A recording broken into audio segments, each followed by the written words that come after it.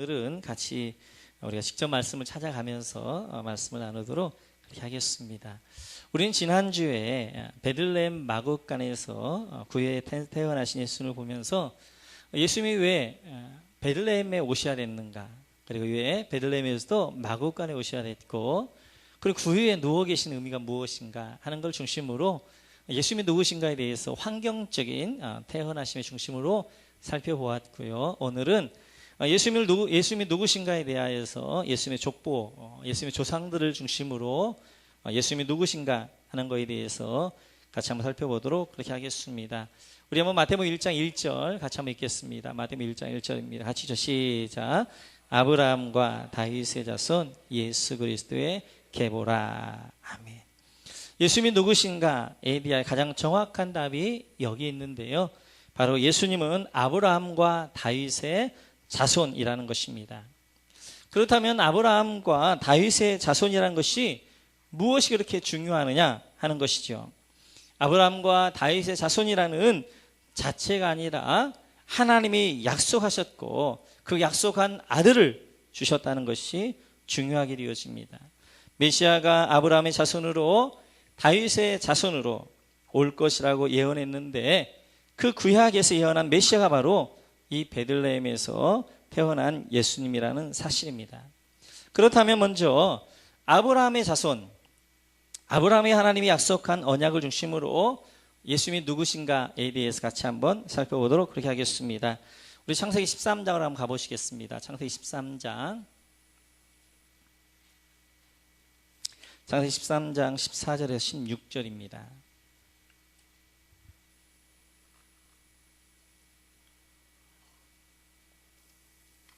창세기 13장 14절 16절 같이 읽죠. 시작.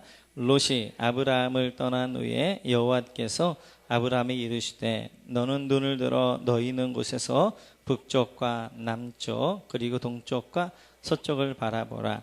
보이는 땅을 내가 너와 내 자손에게 주리니 영원히 이르리라. 내가 네 자손이 땅의 티끌 같게 하리니 사람이 땅의 티끌을 능히 셀 수 있을진데 내 자손도 세리라. 아멘.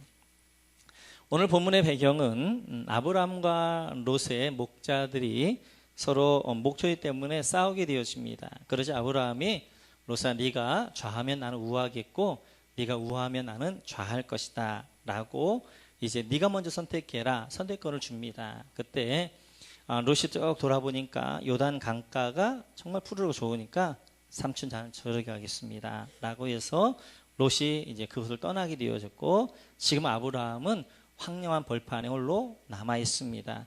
이때 하나님이 아브라함에 주신 약속입니다. 아브라함아 너 눈을 들어서 동서남북을 한번 보아라.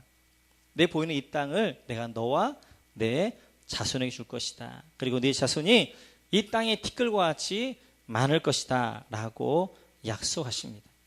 그런데 여기서 내 자손들이라고 복수로 말하지 아니하고 하나님이 내 자손이라고 단수로 말씀하셨다는 거예요. 아브라함에게는 아들들이 8명의 아들이 있었습니다.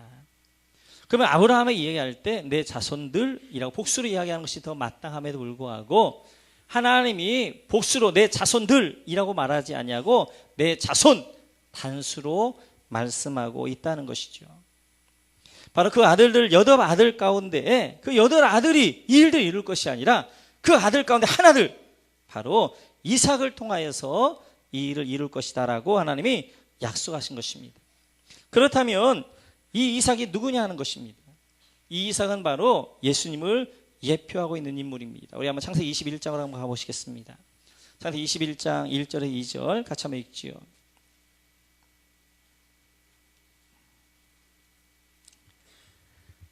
같이 한번 읽습니다. 같이 시작. 여호와께서 말씀하신 대로 사라를 돌보셨고 여호와께서 말씀하신 대로 사라에게 행하셨으므로 사라가 임신하고 하나님이 말씀하신 시기가 되어 노년의 아브라함에게 아들을 낳으니. 아멘.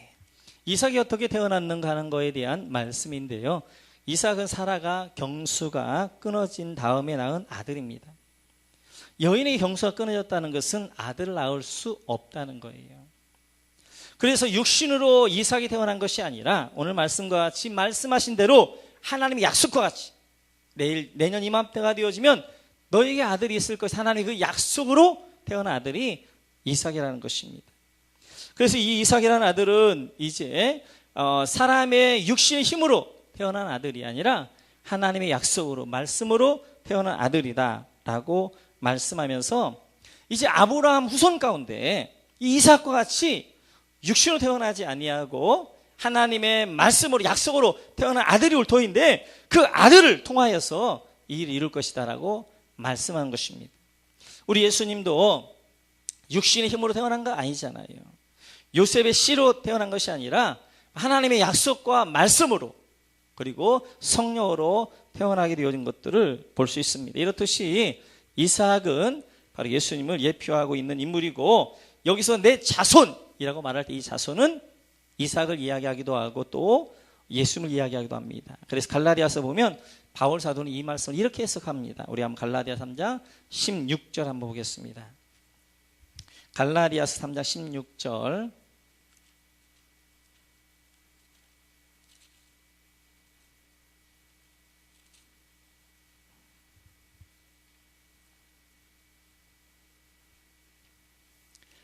제 성경은 신약 305쪽입니다. 같이 읽죠. 같이 시작. 이 약속들은 아브라함과 그 자손에게 말씀하신 것인데 여럿을 가리켜 그 자손들이라 하지 아니하시고 오직 한 사람을 가리켜 내 자손이라 하셨으니 곧 그리스도라. 아멘. 하나님이 아브라함이 주셨던 그 약속, 언약, 그 약속은 아브라함과 그 자손에게 준 것이다. 자손들에게 준 것이 아니라 자손 단속에게 준 것인데 그 자손이 누굴 가리키느냐? 바로 예수 그리스도 메시아를 가리킨다라고 말씀하게 되었습니다. 그래서 지금 하나님께서 아브라함에게 아브라함아 내 보는 동서남북 이 땅을 내가 너와 내 자손에게 줄 거야. 그리고 내 자손은 바로 이제 땅의 티끌과 같이 많을 거야 라고 말씀하실 때 그 자손은 바로 예수를 가리키게 되어진 거예요. 그러니까 아브라함의 자손이 땅의 티끌과 같이 많을 것이라는 것이 아니라 아브라함의 자손 가운데 하나님 나라를 가져오는 분이 있는데 그 하나님 나라를 가져오는 그분으로 통하여서 많은 백성들이 일어날 것이 그 백성들이 땅의 티끌같이 많을 것이다 라고 말씀하시는 것입니다. 예수 그리스도가 이 땅에 오신 목적은 나를 구원하기 위해서 이 땅에 오셨습니다. 이 말은 맞는 말이긴 해요. 그러나 정확한 말은 아닙니다. 그럼 예수님이 이 땅에 왜 오셨느냐? 하나님 나라를 완성하고 하나님 나라를 이루시기 위해서 이 땅에 오셨다는 것이 더 정확한 내용이 되었습니다. 그래서 예수님은 이 땅에 하나님 나라를 가지고 이제 하나님 나라를 이루기 위해서 이 땅에 오셨고 그리고 그 백성들이 바로 수많은 땅의 티끌과 같이 많을 것이다 라고 말씀하게 되어집니다. 이렇듯이 하나님께서 아브라함에게 약속한 그 자손이 바로 예수 그리스도가 되어지는 것이고요.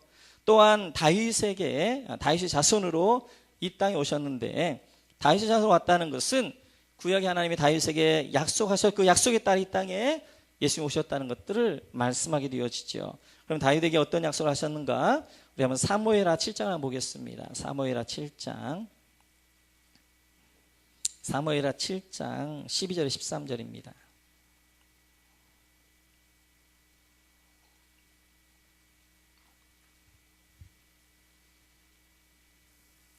같이 한번 읽겠습니다. 내 수환이 차서 내 조상들과 함께 누울 때 내가 네 몸에서 네 씨를 내 뒤에 세워 그의 나라를 견고하게 하리라. 그는 내 이름을 위하여 집을 건축할 것이요 나는 그의 나라 왕위를 영원히 견고하게 하리라. 아멘.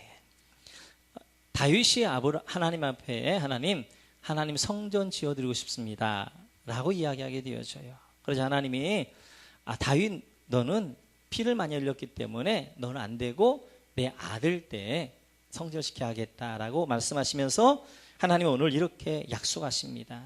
다윗아 너는 내 수완이 있어서 내 조상들에게 돌아갈 것이지만 내가 네 몸에서 내 씨를 내 뒤에 세워서 그의 나라를 견고하게 할 것이다. 그리고 그의 나라는 왕위는 영원할 것이다 라고 말씀하게 되어져요. 다윗의 씨, 그 씨는 누굴 가리키는 거예요? 솔로몬을 가리킵니다. 솔로몬. 그래서 솔로몬으로 하여금 다윗의 왕위를 잇게 했고요. 그리고 그 솔로몬이 성전을 건축하고 다윗의 왕위를 이었습니다. 그렇다면 솔로몬 나라가 영원했냐는 거예요. 견고했냐는 거예요. 그렇지 않지요. 솔로몬의 나라는 솔로몬이 이제 나중에 범죄함으로 말미암아 솔로몬이 죽은 다음에 두 나라 나눠지고요. 북이스라엘은 아수르에게, 남유다는 바벨론에게 멸망했습니다. 그런데 그러면 하나님의 약속이 틀린 것이냐는 거예요.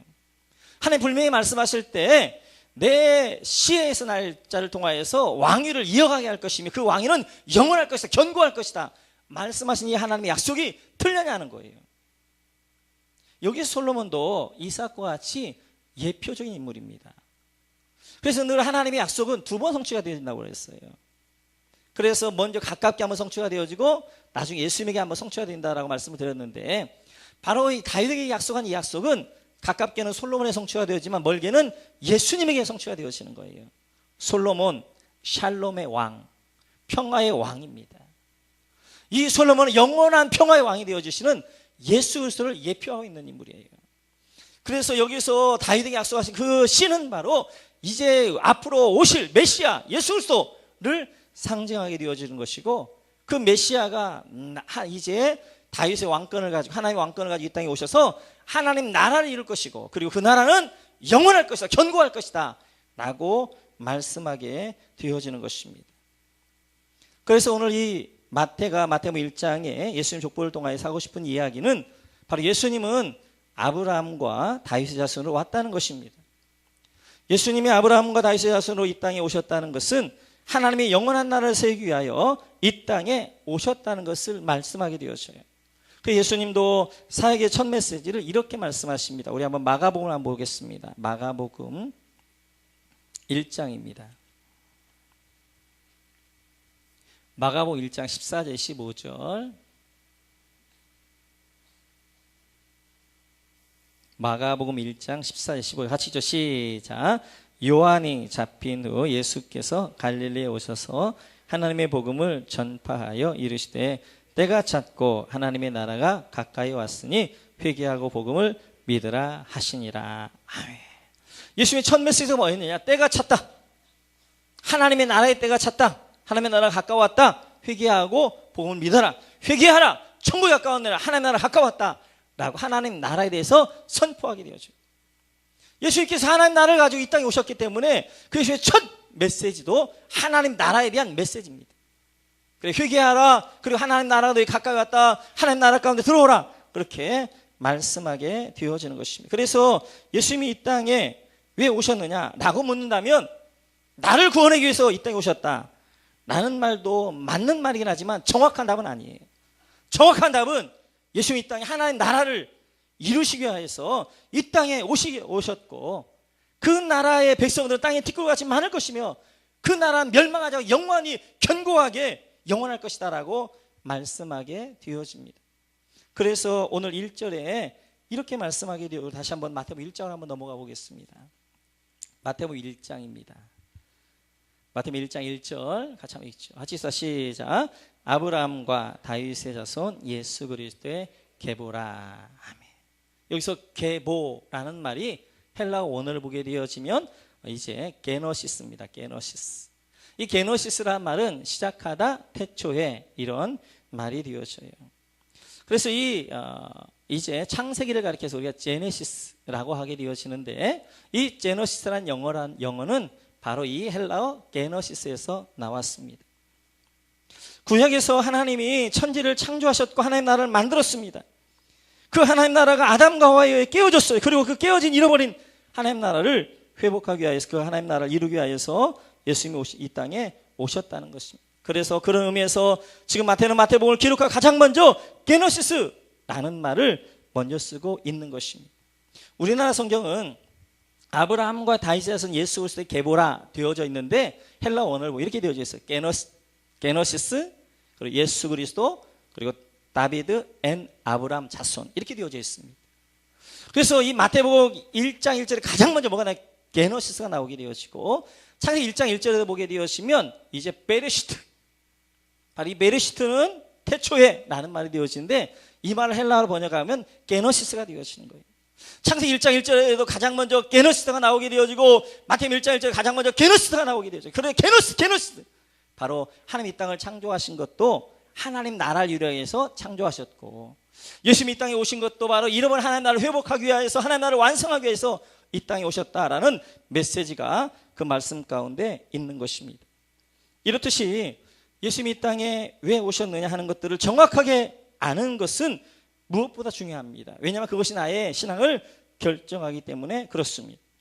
예수님이 이 땅에 왜 오셨느냐 하는 것을, 예수님은 나를 구원하여 주시게 오셨다 라는 좁은 생각을 갖게 되어지니까 모두가 다 나 하고 기독교 신앙이 자꾸만 기복주의가 되어지는 거예요. 하나님은 나를 구원하기 위해서 오셨던 것도 맞지만 더 정확하게 말하면 하나님 나라를 그 하나님 나라를 이루기 위해서 이 땅에 오셨습니다. 그래서 이 하나님 나라의 관점에서 구원을 보기에 대해 훨씬 더 넓고 깊은 의미들을 우리가 깨달을 수 있는 것들을 볼 수 있습니다. 그래서 구원이란 뭐냐? 하나님 나라에 내가 들어가는 것이 구원이 되어져요. 우리 자꾸만 구원을 이제 내가 죄에서 구원받는 것, 그 하늘나라 내가 혼자 가는 것, 이것을 구원이라고 그러는데 성경의 구원은 그렇게 말하지 않습니다. 그것도 맞긴 하지만 정확한 건 아니에요. 정확한 것은, 구원은 하나님 나라에 내가 들어가는 것, 이것이 구원이 되어집니다. 골로새서 1장을 한번 보겠습니다. 골로새서 1장 13절 14절.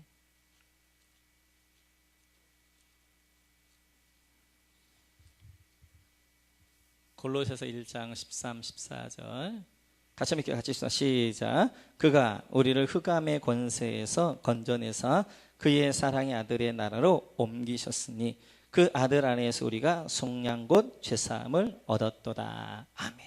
그가, 예수님이 우리들을 흑암의 권세, 이 사단의 나라에서 건져서 어디로? 그의 사랑의 아들의 나라, 하나님의 나라로 우리를 옮기셨다. 이것이 구원이 되어져요. 그러니까 구원이라는 것은, 우리는 이 사단의 나라, 이 흑암의 나라 가운데 있었던 우리를 하나님 나라를 옮기신 것, 그 건져내서 옮기신 것, 이것이 구원이 되어져요. 그래서 정확한 구원이라는 것은 바로 흑암의 나라에 있던 나를, 이 사망의 권세 아래 영원히 멸망 가운데 있었던 나를 하나님이 건져내서 이 영원한 하나님의 나라, 이 축복의 나라로 나를 인도해 주신 것, 그리고 들어가게 하신 것, 이것이 바로 구원이 되어지는 것입니다. 그래서 이제 하나님 나라, 구원이란 건 하나님 나라에 들어가는 것이고, 이 개념을 정확하게 갖고 있으면 복이 무엇인가 하는 개념과 함께 나의 삶이 무엇인가, 내가 왜 살아야 되는가, 이런 모든 것들이 여기서 답이 나오게 되어지는 거예요. 하나님 나라의 관점에서 복이란 무엇이냐? 하나님 나라에 들어가는 것, 하나님의 백성이 되는 것이 복입니다. 우리 한번 창세기 12장으로 한번 가보시겠습니다. 창세기 12장 1절과 2절 보겠습니다. 창세기 12장 1절과 2절 같이 읽습니다. 여호와께서 아브라함에게 이르시되 너는 너의 고향과 친척과 아버지의 집을 떠나 내가 네게 보여줄 땅으로 가라. 내가 너로 큰 민족을 이루고 네게 복을 주어 내 이름을 창대하게 하리니 너는 복이 될지라. 아멘. 하나님이 아브라함이 이렇게 말씀하십니다. 너는 너의 본토 친척 아버지 집을 떠나, 흑암의 나라, 어둠의 나라를 떠나 내가 너에게 지시할 땅, 하나님의 나라에 들어가라. 이것이 바로 내가 너에게 복을 주는 것이, 이것이 바로 복이다라고 하나님이 아브라함이 말씀하셨어요. 그러니까 아브라함에게 내가 너에게 복을 줄 것이고 너는 복이 될 것이다. 이 복이란 뭐냐? 지금 아브라함은 갈대아 우르에 살고 있습니다. 이 갈대아 우르는 바로 저 멸망의 땅이요, 사망의 그늘 가운데 있는 땅입니다. 그 땅에 하나님께서 여기서 떠나 내가 너희 지시할 땅, 약속의 땅, 가나안 땅에 들어가라.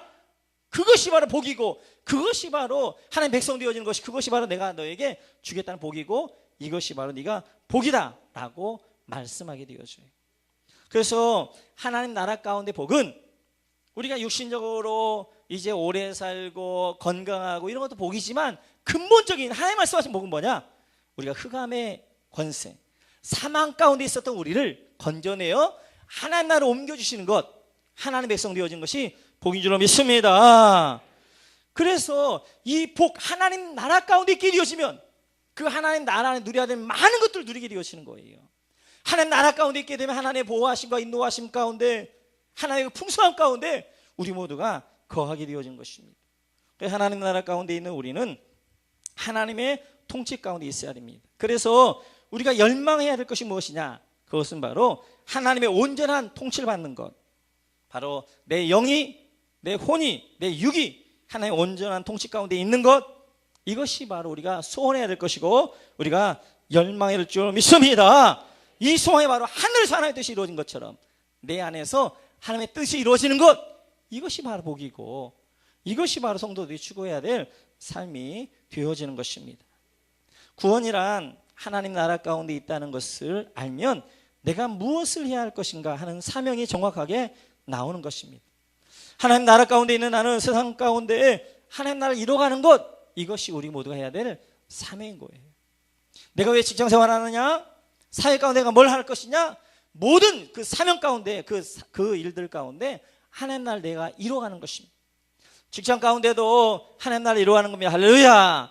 가정 가운데 하나님 나라를 이루어가는 겁니다. 할렐루야. 사회 가운데 하나님 나라를 이루어가는 것, 이것이 바로 우리 사명이 되었습니다. 그래서 하나님 나라를 확장해 가는 것, 하나님 나라 가운데 있는 내가 하나님 나라를 확장해 가는 것이 바로 우리의 사명이고 우리가 해야 되는 일이 되어지는 것입니다. 단기 선교도 마찬가지입니다. 단기 선교로 참여함으로 열방 가운데 하나님 나라를 확장해 가는 것, 이것이 바로 사명이 되어지는 것입니다. 구원이란 하나님 나라 가운데 들어가야 한다는 것을 정확하게 알면 내가 왜 교회를 섬겨야 되고 교회 생활을 어떻게 해야 될 것인가 하는 답이 나오게 되어지는 거예요. 어떤 분들이 이렇게 이야기합니다. 아니 내가 구원받았으니까 교회 다닐 필요 뭐 있나? 내가 그냥 하나님 앞에 예배하고 말씀하고 기도하면 되지 꼭 교회를 나갈 필요 뭐 있나? 교회 나가보니까 시끄럽고 보기 싫은 사람이 있고 봉사해야 되고 헌신해야 되고 이러는데 내가 꼭 교회를 나가야 되나? 그냥 나 혼자 신앙하면 되지. 이것은 구원이 뭐냐 하는 것들을 모르는 사람이기 때문에 그렇습니다. 구원은 나 혼자 죄에서 구원받아 하나님 나라의 구원이 아니라 흑암의 나라, 멸망의 나라에 있던 나를 하나님 나라 교회 가운데 인도해내는 것, 이것이 바로 구원이야. 할렐루야. 교회를 통해서 하나님은 나를 다듬어 가시려 원하시는 것입니다.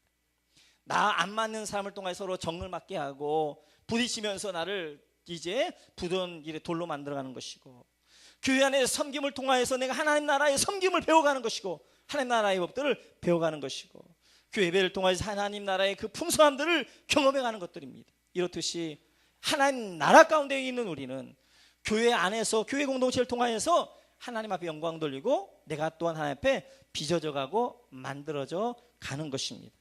그래서 교회 지체들과 함께 연합해서 하나님 나라를 이루어가는 것, 이것이 바로 구원이 되어지는 거예요. 잠깐 구원을 내가 죄에서 구원받는 것 이것만 생각하면 너무 구원은 좁고 이기적이고 기복주의가 되어집니다. 훨씬 더 하나님 나라에 들어가는 관점에 생각하게 되어지면 내가 누구냐, 내가 뭘 해야 될 것이냐, 교회가 왜 존재하느냐, 교회에 관한 무엇을 해야 될 것이냐 하는 답이 정확히 나오는 것입니다. 오늘은 맥주 감사주일입니다. 그럼 맥주 감사주일은 무엇인가? 우리 민수기서 한번 보겠습니다. 민수기 28장입니다. 민수기 28장 26절입니다.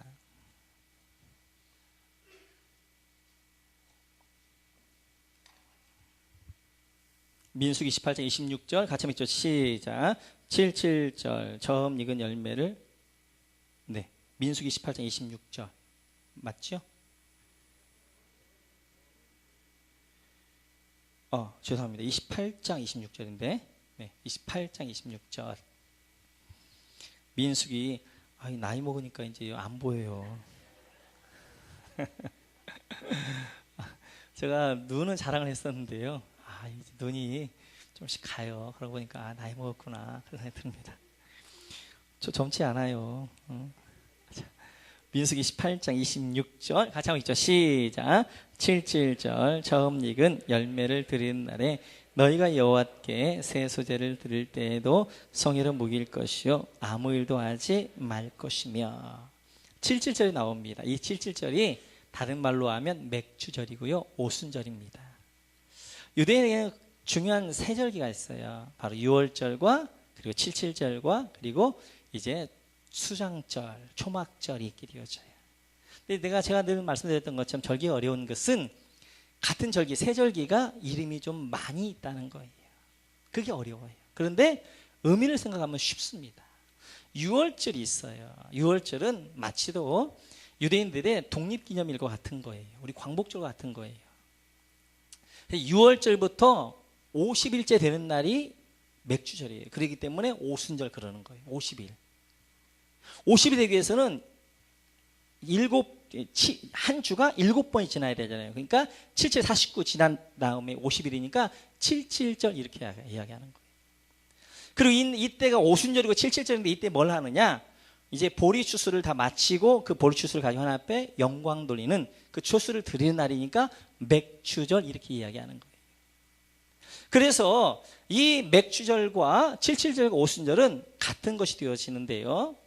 이때 구약 시대에는 이제 이렇게 보리를 추수하고 밀을 추수하고 그 추수한 걸 가지고 하나님 앞에 그 열매로 감사함을 드렸던 것이 맥주 감사절이 되어져요. 그래서 요즘 이제 성도들 가운데 이런 분들이 계십니다. 지금 보리 추수도 하지 않는데, 농사하지도 않는데, 또 농사하시는 분들도 보리 추수 많이 안 하시거든요. 지금 맥주 감사절 할 필요가 뭐가 있느냐라고 말씀하신 분들이 있어요. 그래서 제가 말씀드렸던 것처럼 구약의 모든 절기와 율법과 성막과 모든 것들은 다 예수 그리스도 안에서 재조명되어져야 됩니다. 그러니까 지금 우리가 지키는 이 맥주 감사절은 보리 추수를 하고 그 추수한 것들을 가지고 감사하며 하나님께 드리는 것이 아니라 신약 시대의 맥주 감사절은 뭐냐? 우리 한번 사도행전 2장을 한번 보겠습니다. 사도행전 2장.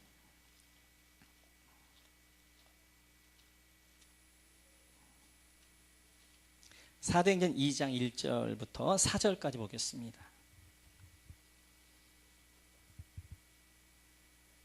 사도행전 2장 1절부터 같이 읽어 시작. 오순절 날이 이미 이름에 그들이 다 같이 한 곳에 모였더니 호련히 하늘로부터 급하고 강한 바람 소리가 있어 그들이 앉은 온 집에 가득하며 마치 불의 혀처럼 갈라지는 것들이 그들에게 보여 각 사람 위에 하나씩 임하여 있더니 그들이 다 성령의 충만함을 받고 성령의 말하게 하심을 따라 다른 언어들로 말하기를 시작하니라. 아멘.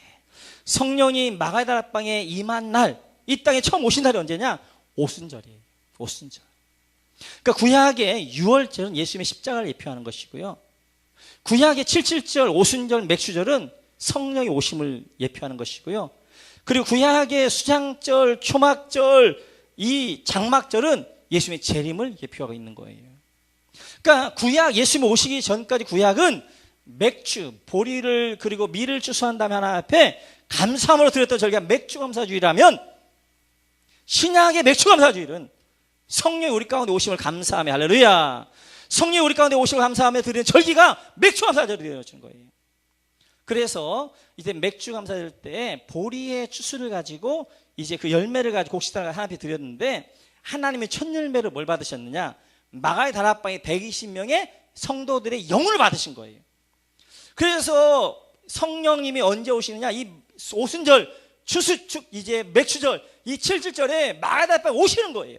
그래서 그 마가의 다락방에는 120명의 성도들에게 성령이 임함으로 말미암아 구원의 열매로, 첫 열매로 하나님께 드리는 절기, 이게 바로 맥주절이 되어지는 거예요. 그 맥주절이라는 것은 우리가 이 신약시대 맥주절은 보리와 밀을 추수한 다음에 그걸 가지고 감사한 절기, 이것도 맞지만 더 정확하게 성경을 이야기하면 성령님이 오신 모든 분들은 맥주를 드리는 거. 할렐루야.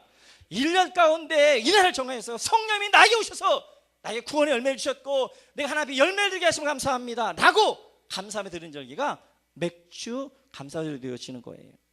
맥주 감사절은 보리를 내가 추수했기 때문에 드리는 절기가 아니라 성령의 날을 추수했기 때문에 성령이 내 안에 오셔서 나를 하나님의 백성 삼아주시고 나를 추수하였기 때문에 그 은혜를 가지고 감사하는 절기가 바로 맥주 감사절이 되어지는 것이고, 그리고 이 맥주 감사절 때 드려야 될 게 뭐냐? 예, 물론 물질도 드려야 되지만 가장 드려야 될 것이 내 자신입니다. 할렐루야. 다시 한번 결단하는 거예요. 이때 맥주 감사절 때 구약에서 보리의 추수 열매를 하나 앞에 드렸던 것처럼 이제는 추수 열매가 누구냐? 나란 말이야. 나. 내가 하나님의 추수의 열매가 되었다면 나 자신을 하나님께 드리는 날, 드리는 절기, 이 절기가 맥주 감사로 이어집니다. 하나님이 나에게 구원을 주신 은혜를 감사함으로 내가 표현을 하는 표현이 뭐냐? 그게 물질을 담아 감사하는 거예요. 그래서 이날 이 맥주 감사주일은 이제 구약에 있는 그런 의미보다 훨씬 더 신약 예수 그리스도를 통하여서 재조명하고 재해석되어져야 돼요. 그 맥주 감사주일은 뭐냐? 이제 성령이 우리 가운데 오신 것을 감사하며, 나의 구원을 주신 은혜를 감사하며 드린 절기가 되어지는 거예요. 그래서 힘껏 감사하며 기뻐하며 하나님 앞에 드릴 줄로 믿습니다. 그러면서 보리 이삭을 하나님 앞에 드렸던 것처럼 내 자신을 하나님 결단하며 다시 한번 드리며, 하나님, 내가 이제부터는 하나님 나라와 하나님을 위해 살겠습니다 라고 결단하며 드리는 절기가 이 맥주 감사절이 되어지는 것입니다. 그래서 맥주 감사절은 돈을 드린 절기가 아니라 열매인 나를 하나님 앞에 드린 절기예요. 대신 나를 구원해 주신 것을 내가 표현할 때 어떻게 표현하냐? 물질을 가지고 표현해서 물질로 하나님 앞에 감사의 제물을 드리는 것입니다. 우리는 오늘 본문을 통하여서 예수님이 누구신가에 대해서 마태복음의 족보를 통하여서 우리가 살펴봤어요. 다음 주에는 예수님이 여자의 후손 오셨는데 여자의 후손을 가지고 살펴볼 터인데요. 오늘은 아브라함의 자손 그리고 다윗의 자손으로 오신 그 예수님. 그 예수님이 이 땅에 왜 오셨느냐? 바로 하나님 나라를 이루기 위해서 오셨고요. 구원이란 뭐냐? 흑암의 나라, 이 멸망의 나라 가운데 있었던 나를 하나님 나라 가운데에 옮겨주신 것, 이것이 바로 구원이고, 구원받은 백성들이 교회 공동체 안에 서로 섬기며 하나님 나라를 연합하며 이루어가며 하나님 나라를 확장해가며, 그러기 위해서 이 교회 안에 우리가 모여있는 것이고, 우리가 될 사명은 바로 하나님 나라 확장입니다. 내가 어디 가든지, 내가 가정에 있든지 아니면 해외에 나가 선교하든지 아니면 내가 직장에 있든지 어디 가든지 우리의 생각은 어떻게 하면 하나님 나라를 확장해 갈 것인가, 하나님의 나라를 언제 통치하시는 이 통치가 그 사람에게도 이루어질 것인가 하는 것들을 생각하며 나아가는 것이 바로 이제 하나님 나라 가운데 있는 백성들이 해야 될 생각이고요. 하나님 나라 가운데 있는 맥주감사절은 뭐냐? 이 날은 바로 성령 우리 가운데 오셔서 나를 구원해 주신, 나를 열매로 받으신 날 감사하며 드린 절기가 되어지고, 그래서 이 맥주감사주일은 나를 하나님 앞에 열매로 드리는 거예요. 하나님, 다시 한번 결단하겠습니다. 다시 한번 세상과 저 흑암의 나라, 저 멸망의 나라, 그 나라에 있지 않냐고 영원한 하나님 나라, 하나님 통치 가운데 있겠습니다. 이제는 하나님 앞에 헌신을 하겠습니다 결단한 날이 이 날이 되어집니다. 여러분 모두에게 다시 한번 맥주감사절의 의미를 다시 한번 확인해 보시고, 하나님이 기뻐하시는 온전한 맥주감사주일, 온전한 자세로 드리시는 여러분 모두가 되시기를 주님의 이름으로 축원합니다. 감사하라는 영혼을 같이 한번 찬양하겠습니다.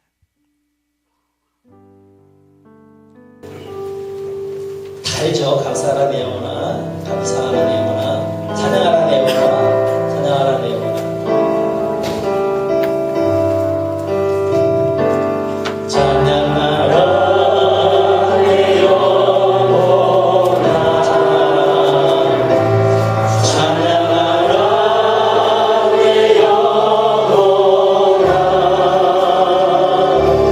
내 속에 있는 것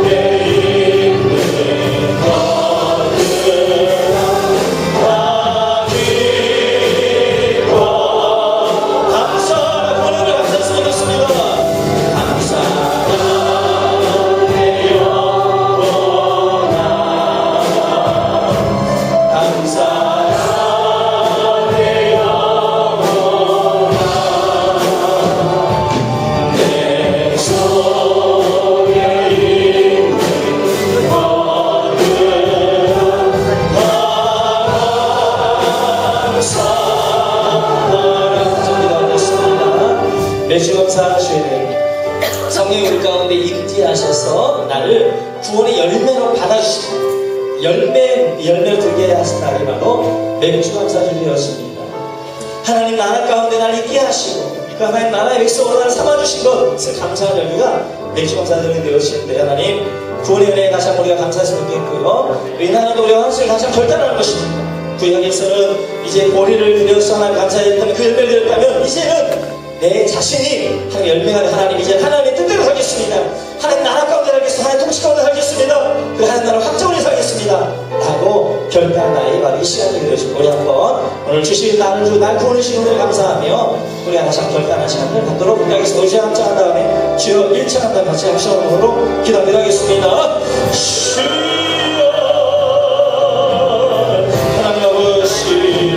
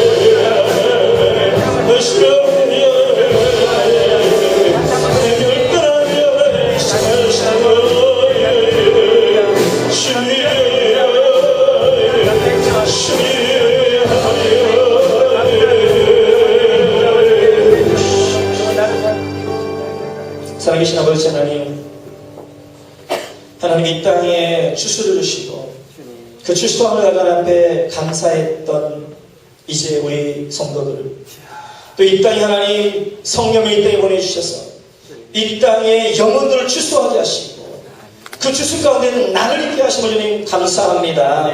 나를 구원해 주심을 감사합니다.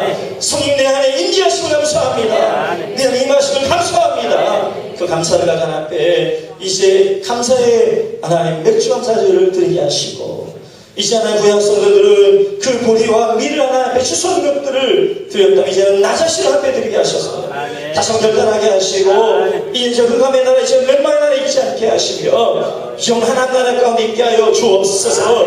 하나님 나라의 용서가 되게 하여 주옵소서. 하나님 나라를 확정하는 쓰임받는 하나님의 일꾼들 되어줄 수 있도록 나를 온전히 드리게 하여 주옵소서. 감사의 주의 이름으로 기도하옵나이다.